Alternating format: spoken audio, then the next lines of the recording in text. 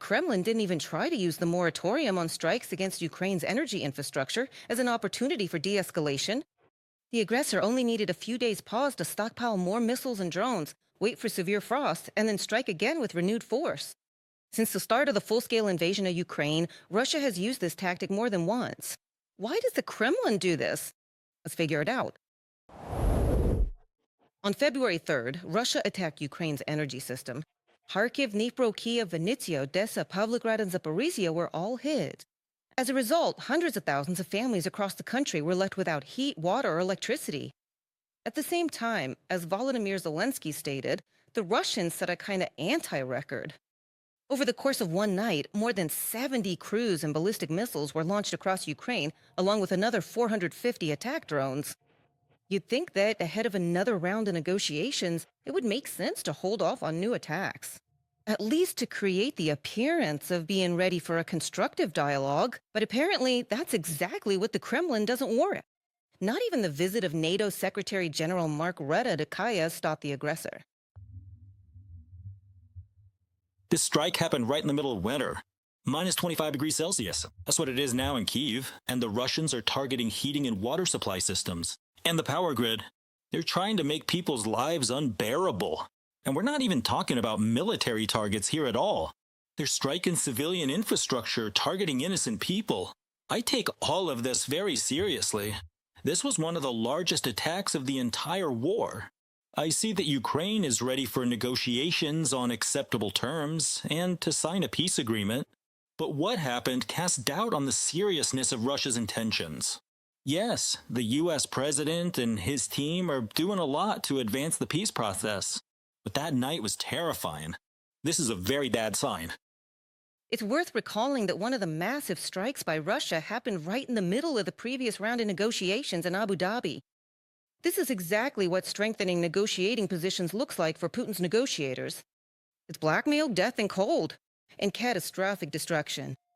And the fact that for just a few days the Russian army did not strike Ukraine's energy system, Moscow will present at the negotiating table as a major concession and compromise, according to analysts from the Institute for the Study of War.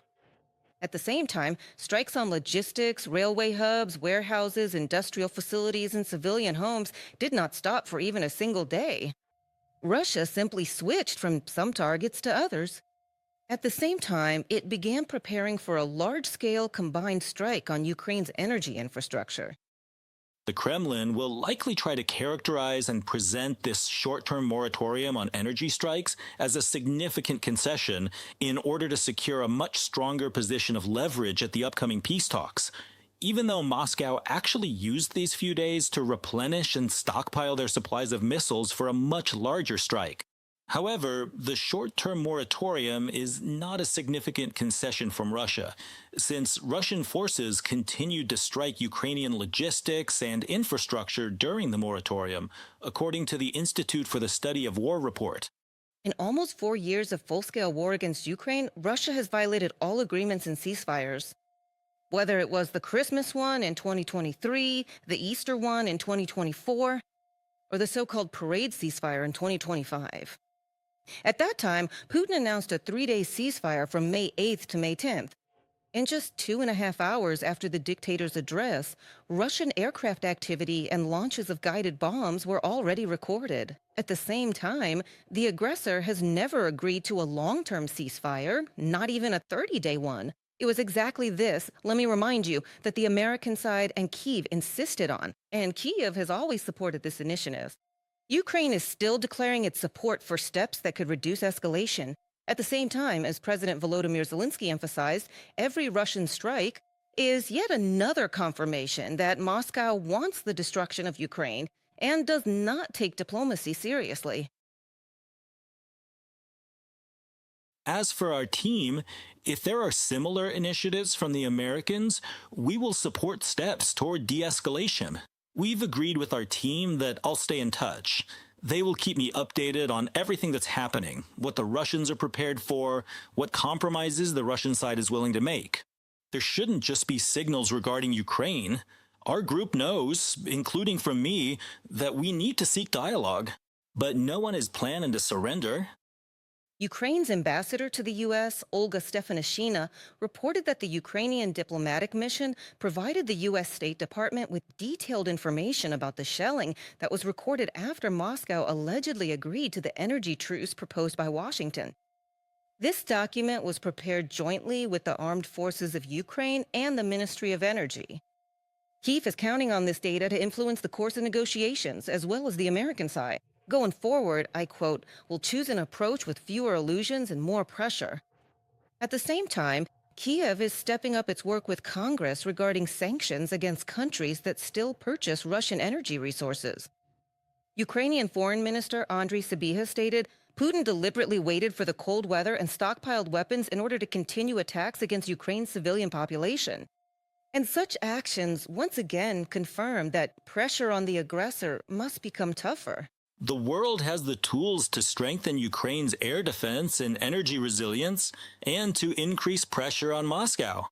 Deprive the Russian war machine of income from energy supplies and access to technology. Isolate the Russian regime. Stop and confiscate Russian illegal oil tankers. Putin must be stripped of the illusion that he can achieve anything through bombings, terror, and aggression.